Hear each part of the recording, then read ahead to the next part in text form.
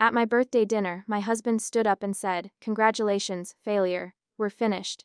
40 people laughed. His mistress sat right beside him. I didn't cry.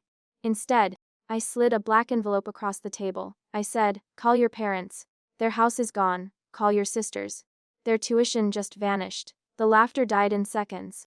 Daniel's face turned the color of ash. He stared at the heavy paper as if it might bite him. Behind us, a waiter dropped a silver tray. The steakhouse air felt heavy with the smell of charred meat and expensive perfume. Daniel gripped the edge of the mahogany table. His mistress, Claire, let her hand slip from his arm. She looked toward the exit, her predatory confidence evaporating. The partners who had cheered seconds ago now fumbled with their phones. I smoothed my black dress and felt the cool silk against my skin. My heart beat with a slow, rhythmic precision. I had spent 3 years preparing for this specific silence. 5 years ago, Daniel promised me a partnership of equals. I built the code that predicted market shifts while he sold the vision. I worked in the home office until dawn. He took the credit at every gala. I watched him slowly erase my name from the patents I authored. He thought I was just a supportive wife. He didn't realize I was the architect of his entire world. Now, the foundation was officially pulled. He looked at me, and his eyes finally showed genuine fear. The room remained frozen as phones across the table began to chime. Daniel's sister was likely calling first. I had restructured the family trust months ago, under a private holding company. They signed the papers because they trusted my financial genius. They never bothered to read the fine print. Daniel's father had used the house as collateral for a loan I personally controlled. Every luxury they owned was now a debt owed to me. The betrayal felt like a cold, refreshing winter breeze. I stood up and pulled my coat from the back of the chair. My movements were fluid and intentional. Daniel tried to speak, but his voice cracked. He looked like a man drowning in shallow water. The partners were shouting into their phones now. The firm's proprietary servers had just gone dark. Without my authorization, their trade algorithms were useless lines of dead text. I leaned in close to Daniel. I could smell the expensive scotch on his breath. He was smaller than I remembered. I walked toward the exit without looking back at the wreckage. My heels clicked against the marble floor like a countdown. Outside, the city air was crisp and smelled of rain. I felt the weight of the wedding ring on my finger. I twisted the gold band and tossed it into a curbside drain. My phone lit up with a single message from my forensic accountant. Everything was secure. I wasn't just leaving a marriage. I was finally stepping into the light of my own creation. An hour later, the black condo sat above the city like a glass cage. I sat in the darkness, watching the blinking lights of my router. Each flash represented another severed connection. Daniel's world was dissolving in real time. My laptop screen showed the firm's main terminal flickering into a permanent sleep mode. He would be frantically calling tech support by now. They would tell him the truth soon. The master keys did not belong to him. They never actually did. The silence of the room was broken by a persistent buzzing. My phone vibrated against the marble counter like a trapped insect. It was Daniel's father, calling for the 10th time. I pictured the old man in his study, surrounded by portraits of ancestors who never worked. He didn't know his legacy was collateral for a failing dream. I ignored the call and took a slow sip of cold tea. The liquid tasted of iron and peppermint. A heavy thud echoed from the hallway outside my door. Someone was throwing their weight against the wood. I didn't move from the chair. I watched the security feed on my tablet. Daniel stood there, his expensive tie loosened and hanging like a noose. His face was twisted with a desperate, frantic rage I had never seen. He wasn't the polished CEO anymore. He was a man who had finally realized he was entirely alone. "Open the door, Haven!" he screamed through the thick oak. His voice sounded thin and strained. I walked to the intercom but didn't press the button. I wanted to hear the sound of his pride breaking. He pounded again, the vibration rattling the framed art on my walls. He was losing millions every hour the servers remained dark. The investors would be circling like sharks by sunrise. He knew exactly what I held over his head. I finally pressed the talk button, my finger steady. "The police are already on their way, Daniel," I said. My voice was a calm contrast to his jagged breathing. He stopped hitting the door. The sudden quiet was more jarring than the noise. I could hear him leaning his forehead against the grain. "Why are you doing this?" he whispered. It was a pathetic question. He still didn't understand that actions have a cost. I am simply reclaiming my property, I replied. I watched the screen as he slid down to the floor.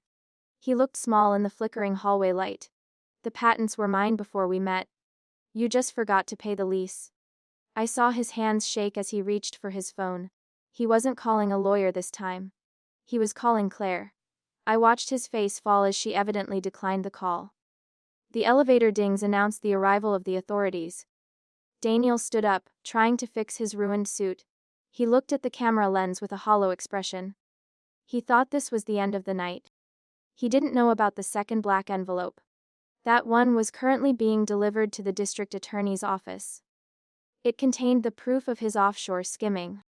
The debt was settled, but the real trial was just beginning. The blue strobe lights of the police cruisers danced across my ceiling. I watched from the balcony as they escorted Daniel away. He didn't fight them. He just looked broken and hollow. The street below was quiet now, but my digital world was screaming. My objective was simple: I needed to transfer the primary datasets before the firm's backup servers could reboot. Time was my enemy. I sat back at the desk and began the final migration. A sudden alert flashed red on my secondary monitor. Someone was attempting a forced bypass from inside the firm's headquarters. It wasn't Daniel. He was in the back of a patrol car. This was a professional. The keystrokes were rapid and precise. My pulse quickened as I realized it was Rachel. My trusted forensic accountant was currently hacking my private vault. She had played both sides of the board. The one person I trusted was now my greatest obstacle. I opened an encrypted chat window immediately. "Why Rachel?" I typed, my fingers trembling slightly. The reply came back in seconds. "Daniel offered me a seat on the new board, haven't. I need more than just a consultant fee." I felt a cold knot form in my stomach. She knew my architecture better than anyone else. She was dismantling my firewalls with a surgeon's efficiency. I had to stop her before she reached the core patent files. I pivoted my strategy toward the firm's physical infrastructure. If I couldn't beat her code, I would kill her connection. I accessed the building's smart climate control system. I spiked the server room temperature to 90 degrees in seconds. Fans began to whine over the audio feed. Rachel sent a warning icon. She knew what I was doing. The hardware would melt if she didn't back off. It was a high-stakes game of chicken with million-dollar machines. The temperature hit 100. Rachel's cursor slowed as the processors began to throttle. Then, a new window popped up. It was a live video feed from the server room. Rachel wasn't there. A man I didn't recognize was standing by the racks with a portable drive. He was physically tapping the lines. My digital traps were useless against a manual theft. He looked directly into the camera and smiled. He held up a keycard bearing my own name. I realized with horror that Daniel had stolen my physical master key weeks ago. He had planned for the digital lockout all along. The man in the server room wasn't an accountant. He was a professional data thief. I watched the progress bar on his drive reach 60%. All my years of work were being sucked into a pocket-sized device. I had to find a way to corrupt the data before the transfer finished. My hands flew. I triggered the emergency fire suppression system. The screen showed the server room filling with thick, white chemical foam. The thief scrambled back, dropping the drive into the rising tide of gas. The connection severed instantly. I slumped back in my chair, gasping for air. The data was safe, but the hardware was ruined beyond immediate repair. Then my phone buzzed with a text from an unknown number. "Check your front door again." I looked at the security feed. The camera showed a second figure standing in the hallway. It was Claire. She wasn't fleeing or hiding. She held a physical folder against her chest. Her eyes were fixed on the lens as if she could see me through the glass. I realized the data thief was just a distraction. The real threat was standing right outside my door. She didn't look like a mistress anymore. She looked like a woman holding the final execution order. I stood and walked to the door. My hand hovered over the cold metal handle. I didn't open it. "What is in the folder, Claire?" I asked through the speaker. Her voice was surprisingly steady. "The missing piece of the offshore chain, Haven. Daniel wasn't the only one skimming." My heart skipped a beat. She wasn't here to save him. She was here to negotiate her own survival. The power balance shifted in a single heartbeat. I turned the lock and let her in. The room felt smaller with her presence. She laid the documents on the marble counter. They were original bank records from a branch in the Caymans. I scanned the names and dates. My mother's name was listed on the beneficiary line. My blood turned to ice. Daniel hadn't just stolen my work. He had involved my own family in his fraud. This was the leverage he kept for himself. He promised her the money was for your protection, Claire said quietly. She watched me realize the depth of the trap. If I burned Daniel, I burned my mother too. The forensic trail was designed to look like she was the mastermind. It was a classic poison pill. I looked at the paper, the signature a perfect forgery of my mother's handwriting. Daniel had spent years building this safety net. He was smarter than I had feared. I reached for my laptop to check the transaction logs. My mother had no idea. She thought she was signing simple tax forms. I had to scrub her name from the digital history before the authorities arrived. But Rachel was still monitoring the network. Every move I made to save my mother would be flagged as tampering. I was caught between my legacy and my family. The clock on the wall ticked like a countdown to ruin. Help me fix this, I told Claire. I saw her hesitate. She wanted a guarantee of immunity. I pulled a thumb drive from my pocket. This contains the only copy of your signed confession to the board. Give me the rest of the records, and I destroy it. It was a bluff. I had 3 copies. She looked at the drive. Then at the door, we were 2 survivors making a deal in the wreckage of 1 man. She handed over the final ledger. I began the delicate process of rerouting the digital ghost entries. My fingers flew across the keys. The police sirens were getting louder again. They were returning for a second sweep of the building. I managed to delete the final link to my mother, knowing she was safely at her home for now, just as a new alert popped up. The authorities weren't coming for Daniel this time. The warrant on the screen was addressed to Haven Brooks. Daniel had flipped. The warrant on my screen glowed with a cold, blue light. Daniel had sacrificed his own father to frame me for the entire operation. He was currently giving a statement at the precinct, painting himself as a victim of my technical manipulation. I had only minutes before the police reached my door for the second time tonight. My objective was clear. I had to upload the original server logs to a neutral third-party vault. This was the only way to prove the sequence of authorship. Claire stood by the window, her silhouette sharp against the city lights. She watched the elevator floor numbers climb. "They are at the lobby," she whispered. Her voice lacked its usual edge. I ignored her and focused on the encryption bar. It was moving with agonizing slowness. My primary obstacle was the corrupted hardware in the main server room. The foam I had deployed was now interfering with the signal. Every second felt like a heavy physical weight pressing against my chest. I pulled a second laptop from the drawer and initiated a peer-to-peer bridge. If I could use Claire's phone as a secondary relay, I could bypass the building's throttled network. I grabbed her device without asking. She didn't resist. I saw a flurry of messages from Daniel on her lock screen. He was begging her to destroy the folder she had just given me. He didn't know his mistress had already traded his life for her own freedom. Loyalty was a dead currency tonight. The upload hit 80%. I heard the elevator chime at the end of the hall. Heavy footsteps echoed on the tile. They weren't hiding their arrival this time. I looked at the marble counter, scattered with the forged documents Daniel used to implicate my mother. I realized I couldn't just delete the history. I had to replace it with a narrative that made Daniel the sole architect of the fraud. I began a rapid script injection to rewrite the metadata of his offshore transfers. A sudden realization struck me as I watched the code compile. Daniel hadn't just used my mother's name. He had used her nursing credentials to authorize medical equipment shell companies. This wasn't just financial fraud. It was a healthcare scam that could send her to prison for decades.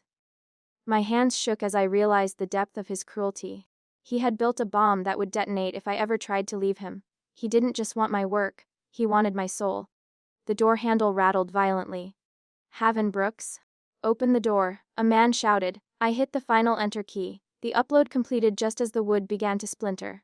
I handed the laptop to Claire and pointed toward the fire escape. "Go. If you stay, we both lose." She didn't hesitate this time.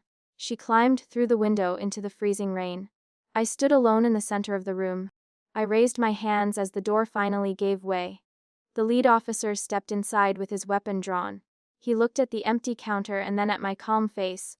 I wasn't the trembling wife they expected to find. I was the person holding the kill switch for the city's largest investment firm. I believe you're looking for these? I said. I pointed to a single flash drive sitting on the desk. The officer frowned and moved closer. My phone buzzed in my pocket. It was a notification that Daniel's bail had just been denied. However, he had already finished his initial statement, and now it was my turn to face the music. The handcuffs felt cold and biting against my wrists. I didn't resist as the officer led me toward the elevator. The lobby was swarming with agents in windbreakers. My objective remained steadfast. I had to reach the precinct before Daniel's legal team suppressed the evidence I had just uploaded. The primary obstacle was the lead detective, a man named Miller. He looked at me with a mixture of pity and professional disdain. He believed the narrative Daniel had spun. He thought I was just a desperate, scorned woman. We sat in the back of the cruiser. The rain lashed against the windows, blurring the city lights into jagged smears of neon. Miller flipped through a digital tablet. Daniel provided the logs. Haven. Your signature is on every medical shell company. I remained silent, watching the wipers clear the glass. I knew those signatures were high-resolution digital forgeries. Daniel had used my own design tablet to trace them perfectly. He was thorough, but he didn't realize I had logged the stylus pressure for every single stroke. We arrived at the precinct, a place of harsh fluorescent lights and the smell of stale coffee. They led me into an interrogation room that felt like a concrete box. Daniel was already there, sitting behind a glass partition in a separate area. He looked triumphant. His tie knotted perfectly once again. He thought the game was over. My pressure peaked when Miller laid out the medical fraud documents. Your mother is being picked up for questioning, Miller said. The air left my lungs completely. I leaned forward, my cuffed hands resting on the metal table. Check the stylus pressure logs on the original design files, I said. My voice was a low, steady blade. Miller paused, his brow furrowing in genuine confusion. Every person has a unique pressure signature when they write. Daniel used my tablet, but he couldn't mimic the weight of my hand. It was the mid-scene turn I needed. Miller looked at the tablet, then back at me. He signaled for a forensic tech to enter. The tech spent 10 minutes analyzing the metadata I had uploaded to the vault. Daniel's expression shifted from smug confidence to a pale, twitching mask of anxiety. He tried to stand, but an officer pushed him back into his seat. The power balance in the room swung violently toward me. The tech nodded to Miller. The pressure points don't match Haven's history. These were traced by someone with a much heavier grip. Miller turned his gaze toward Daniel. The predator had finally become the prey. I watched through the glass as Miller walked over to Daniel's side. The detective didn't say a word. He just held up the tablet showing the discrepancy. Daniel's eyes darted around the room, looking for an exit that didn't exist. He reached for his phone, but Miller snatched it away. The game is over. Daniel, I whispered to the empty air. I felt a surge of relief that my mother was safe, but the victory felt hollow in the cold, gray light of the station. Suddenly, the door to the interrogation room burst open.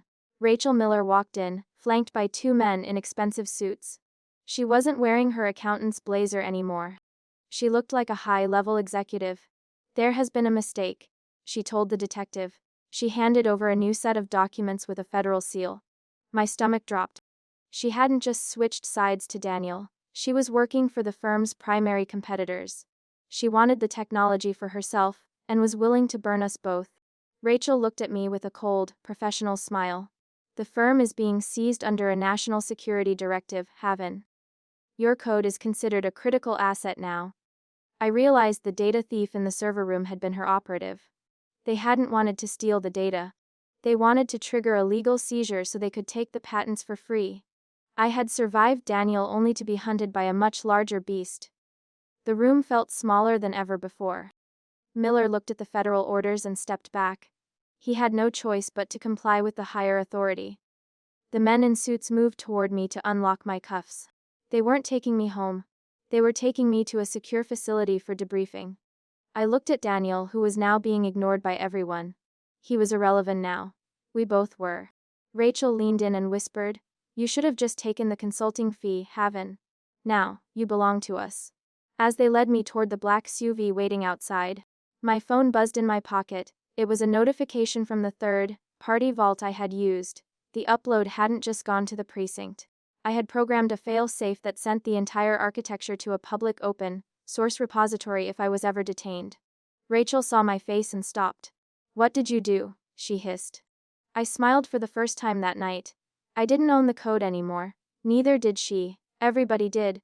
The black SUV tore through the midnight rain, leaving the precinct behind.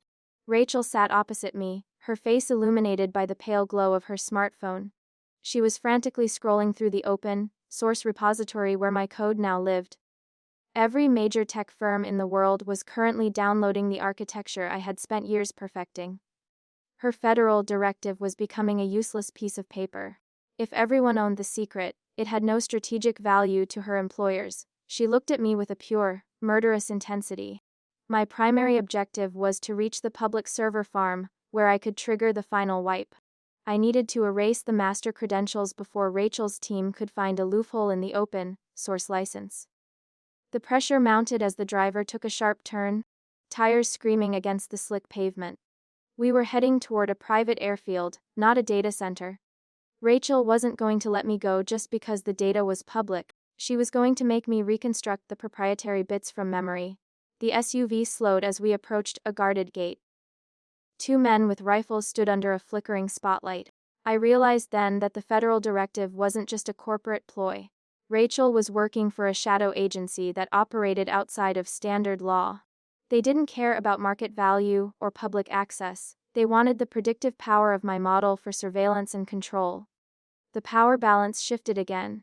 I wasn't a corporate thief anymore. I was a political asset in a game with no rules. I felt a sudden vibration in my coat pocket. It wasn't my phone. It was the small, localized transmitter I had swiped from the data thief in the server room earlier. I realized the thief hadn't worked for Rachel. He had been a freelancer hired by Daniel's family to protect their own secrets. They had been spying on us both for years. This realization changed everything. I wasn't just fighting Daniel or Rachel. I was fighting a generational machine of wealth that refused to die quietly. "Give me the master salt key, Haven," Rachel demanded. Her voice was flat, devoid of any human warmth. I looked out the window at the dark silhouettes of waiting private jets. I had one card left to play. "The key isn't a string of numbers, Rachel. It is a biometric sequence tied to my neural patterns." This was the mid-scene turn. I had integrated the encryption into my own hardware interface years ago. They couldn't take the code without taking me. I was the lock and the key. Rachel leaned forward, her eyes narrowing in the dim light. She reached out and gripped my jaw with a cold hand. "We have ways to extract patterns from a living brain," she whispered. I didn't flinch. I let her see the total lack of fear in my expression. I had built a failsafe for this exact scenario. If my heart rate exceeded a certain threshold, the open source repository would release a virus that would brick every system running the code. I was a walking dead man switch. The driver suddenly slammed on the brakes. A large tree had fallen across the road, blocking our path to the airfield. The impact threw me forward against the partition. Rachel cursed and reached for her radio. In the distance, I saw the headlights of another vehicle approaching. It wasn't the police. It was a fleet of black sedans with tinted windows. The Whitmore family had arrived to claim their investment. They weren't here to save Daniel. They were here to eliminate the person who knew their secrets. I saw the men in the sedans exit their vehicles, weapons drawn and ready. Rachel's team scrambled to find cover behind the SUV. The rain turned into a torrential downpour, masking the sounds of the approaching conflict. I stayed low in the back seat, watching the two forces prepare to tear each other apart over my body. The white foam from the server room still stained my sleeves. It felt like a lifetime since the birthday dinner. I was no longer a wife or an architect. A single shot rang out, shattering the back window of the SUV. Glass rained down on me like frozen diamonds. Rachel was dragged out by her own men as the firefight intensified. I realized this was my only chance to disappear. I kicked open the door on the side facing the woods. I rolled into the mud and started running toward the tree line. Just as I reached the shadows, I heard a familiar voice call my name. It was Daniel, standing by the lead sedan. He held my mother's wedding ring. I stopped in the mud, breathing the scent of wet pine and gunpowder. Daniel stood near a black sedan, looking ghost-like in the rain. He held my mother's ring between two fingers. It was a silent threat. I knew she was in that car, a prisoner of his family's desperation. My objective shifted from escape to rescue. I stepped out of the shadows, my hands raised. The gunfire from Rachel's team had finally ceased. Silence returned to the woods, heavy and suffocating. "Give her the ring, Daniel," I said. My voice didn't shake. He smiled. But it was a jagged, hollow expression. "You destroyed the firm, haven't? Now we negotiate for her life." He didn't realize the power had shifted again. I had already released the open source virus. Every system he relied on was melting into digital sludge as we spoke. His family's wealth was evaporating in the cloud. He was holding a hostage with hands that were already empty of any real leverage. I reached into my pocket and pulled out the small localized transmitter. "I'm not negotiating with a dead man," I told him. I pressed the override button on the device. Every sedan in his fleet suddenly went dark. The high-tech locks engaged, trapping his family members inside their own armored vehicles. The mid-scene turn was absolute. I had used their own security protocols against them. Daniel looked at his car, then back at me. His smugness turned into a sudden, raw panic. I walked toward the lead sedan and smashed the driver's side window with a heavy stone. The glass shattered into 1,000 tiny cubes. My mother sat in the back, her eyes wide with terror but her spirit intact. I reached in and pulled the manual release lever. She stumbled out into the mud, and I held her tight. Daniel watched us, paralyzed by the sudden collapse of his plan. He had nothing left but that gold band. He dropped it into the muck. We turned toward the tree line, just as Rachel's reinforcements arrived from the opposite direction. They weren't looking for the code anymore. They were cleaning up the mess. I saw Rachel being led away in zip ties, her face a mask of cold fury. The federal directive had been revoked by someone higher up the chain. My open source release had made the technology public domain. It was no longer a secret worth killing for. The game was truly over. Peace felt like a physical weight. Months later, I sat in a small office overlooking a quiet lake. I was no longer Haven Whitmore. I was just Haven. My new firm, Brooks Analytics, was thriving on transparency and shared credit. My mother sat across from me, sipping tea and watching the water turn silver. I looked at the screen and saw a news report about Daniel's final sentencing. I didn't feel triumph, only a deep, settling stillness. I had finally stopped disappearing. I was exactly where I belonged,